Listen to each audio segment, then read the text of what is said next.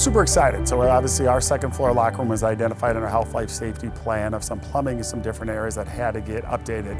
So our architect came in, they did some great drawings. They shared those with West40. We were ready to go. We started our project. We've had construction going on all summer, which is always super exciting. West40 really works hand in hand with us. They're supportive in the beginning. They work with our architect quite a bit, where our architect is sending them drawings and then West40 reviews them and make sure that they're correct.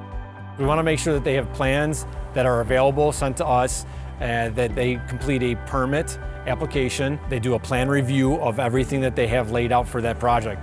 They've been doing a whole lot of work throughout this building and other schools in the district, but today they were trying to finalize this phase 3 of their boys and girls locker rooms as well as their bathrooms. So when we're walking that project, we want to make sure that it's a safe space, the work has been completed, and that it's all been signed off. Staying in communication and staying on top of things with all the players in that project to make sure that we're doing our due diligence and making sure that the place is safe and readily available for kids and a safe space for the community.